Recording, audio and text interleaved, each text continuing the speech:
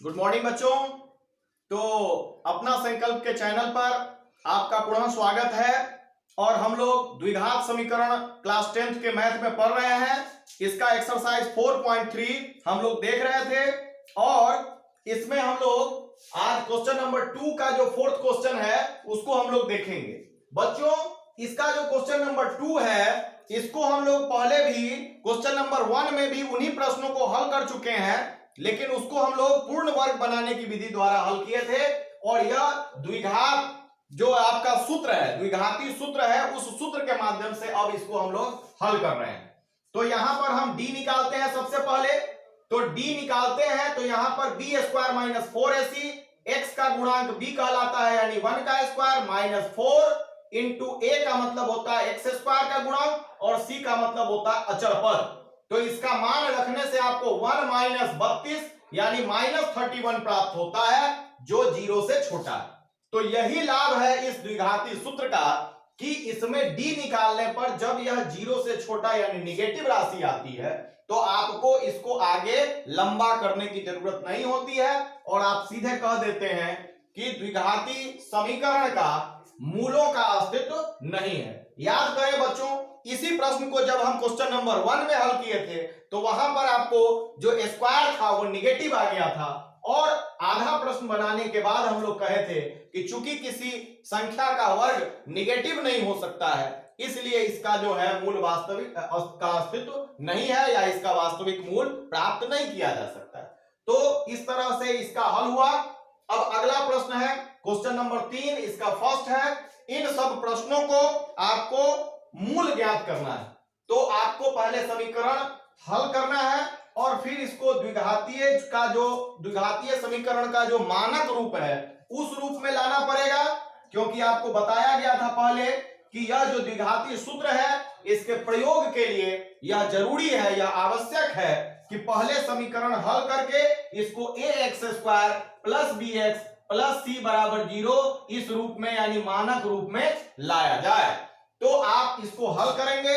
इस प्रश्न में x नॉट इक्वल टू 0 दिया हुआ है। बच्चों ऐसा जब भी प्रश्न में यदि कहीं दिया रहे तो आप समझेंगे कि इसका बहुत ज्यादा वैल्यू नहीं है। इसका अर्थ केवल यही है कि जो प्रश्न आपको दिया गया है वहां पर x आपका क्या है, हर में है और आप जानते हैं कि परिमेय संख्या की परिभाषा से कि किसी भी परिमेय संख्या का हर शून्य नहीं हो सकता है। इसलिए जब भी आपको प्रश्न दिया रहेगा और वहां हर में यदि x दिया रहेगा तो आपको दिया रहेगा कि x नॉट इक्वल टू 0, लेकिन सवाल बनाने के दौरान इसका बहुत अहमियत नहीं है। तो आइए हम लोग इसको सरल करते हैं। तो यह प्रश्न था आपको, यहां पर आपका हर जो x था लघुत्तम हो जाएगा आपका 1 और x का लघुत्तम x और इसको हल करने से आपको x स्क्वायर माइनस 1 प्राप्त होता है, क्रॉस मल्टीप्लीकेशन से 3x प्राप्त होता है और इसको जब एक तरफ लाते हैं तो x square minus 3x minus 1 बराबर 0 जो आपको मानक रूप में आपका सजा हुआ है। जब यह इस रूप में आ जाएगा, जैसे कि पहले प्रश्न आपको दिया रहता था, आपको इस रूप में सॉल्व करके लाना पड़ेगा और जब यह ले आइएगा तो आप d निकालेंगे जो फॉर्मूला है b स्क्वायर माइनस 4ac और यहां पर b के जगह पर है माइनस 3, a के जगह पर है 1 और c के जगह पर है माइनस 1। इन सब का वैल्यू पुट करते हैं तो आपको 9 और यह माइनस माइनस प्लस 9 प्लस 4 यानी 13 प्राप्त होता है। यह 13 जो है पॉजिटिव संख्या है यानी d का मान आपका पॉजिटिव है। तो आपको द्विघातीय सूत्र से इसका मूल आप ज्ञात कर सकते हैं। जो सूत्र है x बराबर minus b plus minus root under d बटा 2a, d का मतलब यहां पर b स्क्वायर माइनस 4ac होता है जो हमने पहले ही कैलकुलेट कर लिया है। यहां पर b का वैल्यू क्या था, माइनस 3 था, तो यहां पर माइनस फॉर्मूला का b का मतलब माइनस 3 प्लस माइनस d का वैल्यू हमने निकाल के रखा है 13 और 2 इंटू a का वैल्यू है आपको 1। सब का मान रखने पर यह minus minus plus 3 plus minus under root 13 बटा 2 यानी इस समीकरण का जो मूल है वह दो मूल है। एक बार प्लस चिन्ह लेने पर 3 प्लस रूट 13 बटा 2, एक बार माइनस लेने पर 3 माइनस रूट 13 बटा 2। यही इसका आंसर है। अब क्वेश्चन नंबर 3 का 2 है 1 बटा एक्स प्लस 4 माइनस 1 बटा एक्स माइनस 7 बराबर 11 बटे 30 और फिर आपको लिखा हुआ है x नॉट इक्वल टू -4 और 7। तो आप फिर समझ सकते हैं कि जब x का वैल्यू -4 देंगे तो इसका हर शून्य हो जाएगा, और यदि x का वैल्यू 7 देंगे तो यह शून्य हो जाएगा। यानी इसका हर शून्य नहीं हो इसलिए यह दिया रहता है, इसका कोई विशेष अहमियत प्रश्न बनाने के दौरान नहीं होता। तो बच्चों सबसे पहले प्रश्न को उतारे हैं और इसको सॉल्व कर रहे हैं। इसका लघुत्तम होगा x + 4 x - 7। इससे यह कटेगा तो आपका x - 7 बचेगा, जो 1 से मल्टीप्लाई होकर यहां लिखा गया है, माइनस x - 7 से डिवाइड होने पर यह पार्ट कटेगा, x + 4 बचेगा, जो 1 से मल्टीप्लाई होने पर x + 4 हुआ है, और यह 11/30। यहां पर माइनस के कारण इसका चिन्ह माइनस और यह भी माइनस हुआ है, और नीचे में इसको मल्टीप्लाई किया गया है x² - 7x + 4x और -28। यहां पर -x और +x कट रहा है तो -11, और यहां पर होगा x² - 3x - 28 बराबर 11/30। तो यहां पर जो आपका है समीकरण, इसको क्रॉस मल्टीप्लिकेशन में ऊपर ले जाए, और यह जो 30 है इसको ऊपर ले जाए, और जो यहां 11 था उसको हम नीचे ले आए, तो क्या बन पाता है, यहां पर ये आया आपका x² - 3x - 28, यहां पर 30 ऊपर आया, -11 इंटू 30, और यह 11 नीचे आया, तो यहां 11 से 11 कट जाएगा, तो आपका क्या बचा, -30, और -30 को जब हम उस साइड ले जाएंगे तो +30 और -28 मिलके हो जाएगा +2। तो आपका जो समीकरण आता है वो होता है x² - 3x + 2 बराबर 0, यानी आपको मानक रूप में प्राप्त हो गया। इस स्थिति के बाद आप d निकालते हैं, b² - 4ac, जो है आपका -3 का स्क्वायर -4 इंटू 1 इंटू 2, तो यह हुआ आपका 9 -8 यानी कि 1 आता है, और 1 यानी कि 0 से बड़ी राशि है, पॉजिटिव संख्या है। तो अब मूल जो है द्विघाती सूत्र का प्रयोग करते हैं, x बराबर -b ± √d/2a, -b का वैल्यू हो गया आपका माइनस फॉर्मूला का, b का मान -3 प्लस -d का वैल्यू 1, और बटा में 2 इंटू a, यानी 2 इंटू a का वैल्यू 1 था आपका। यहां हो गया आपका +3 प्लस -1 का वर्गमूल 1 ही होगा, बटा में 2, तो एक बार 3 + 1/2, एक बार 3 - 1/2, यानी 4/2, और एक बार 2/2, कट के आपको आएगा 2 और 1। तो अब अगला प्रश्न है आपका, जो क्वेश्चन नंबर 4 है, कि 3 वर्ष पूर्व रहमान की आयु वर्षों में का व्युत्क्रम और अब से 5 वर्ष पश्चात आयु के व्युत्क्रम का योग 1/3 है, तो उसकी वर्तमान आयु ज्ञात कीजिए।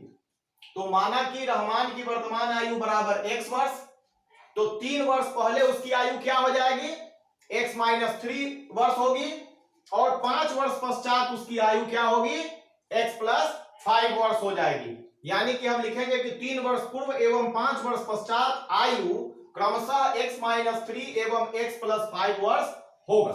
तो प्रश्न कह रहा है कि 3 वर्ष पूर्व जो उसकी आयु थी उसका व्युत्क्रम, व्युत्क्रम का मतलब उल्टा, जैसे कि 3/5 है तो उसका उल्टा हो जाता है 5/3, तो x - 3 का व्युत्क्रम होगा 1/x - 3, और x + 5 का जो व्युत्क्रम है वह हो जाएगा आपका 1/x + 5, और इनका योग आपको दिया गया है 1/3। तो आप इसको सॉल्व करेंगे, लघुत्तम होगा x - 3 इंटू x + 5, इससे डिवाइड करने पर यह कटेगा, x + 5 बचेगा, जो 1 से मल्टीप्लाई हो गया x + 5, प्लस x + 5 से कटने के बाद यहां x - 3 into 1 equal to x - 3 बराबर 1/3। यहां पर x और x मिलकर 2x, 5 में से 3 घटेगा तो +2, और नीचे मल्टीप्लाई होने पर होगा x² + 5x - 3x और -15 बराबर 1/3। 3 से इसको मल्टीप्लाई करें तो ये होगा 6x + 6 बराबर ये हो जाएगा x², और 5 में से 3 घटने पर +2x - 15।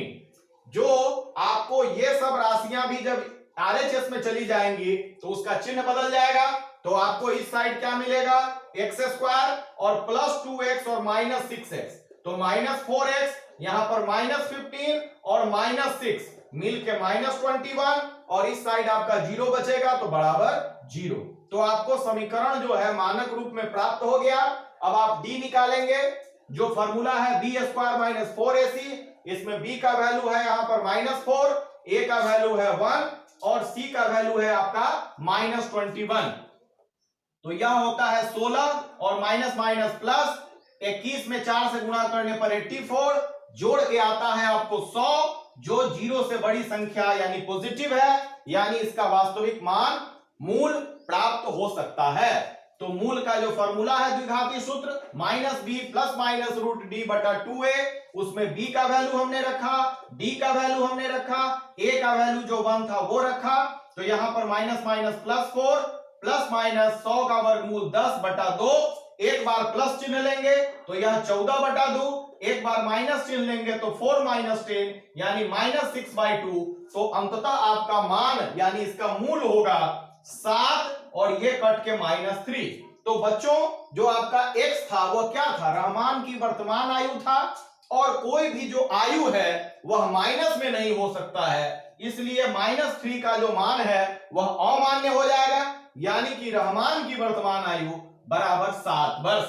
तो बच्चों इसी के साथ आज जो है इसको हम लोग विराम देते हैं, आगे इसको हम लोग शुरू करेंगे। बच्चों आप जो इससे लाभ उठा रहे हैं, तो यदि आप ट्रेडिशनल जो आप पढ़ाई करते हैं उसमें टीचर को क्या इसके बदले में फीस देते हैं, आप उसको अन्य तरह से जो है गुरुदक्षिणा जिसको कह लीजिए आप उसको देते हैं। आप जब इस ऑनलाइन माध्यम से जब पढ़ रहे हैं और आपको लगे कि वास्तव में हम कुछ भी इस माध्यम से सर से सीखे हैं, तो आप क्या कर सकते हैं सर के लिए, आप जो है इस चैनल को लाइक कीजिएगा, वीडियो को लाइक कीजिएगा, इसको शेयर कीजिएगा और कमेंट में कहिएगा कि हाँ सर हम अनुग्रहित हैं, हम सीख रहे हैं कुछ, और इस कमेंट से हमको बल मिलेगा और हम और भी ताकत से आपको शिक्षा दे पाएंगे। धन्यवाद।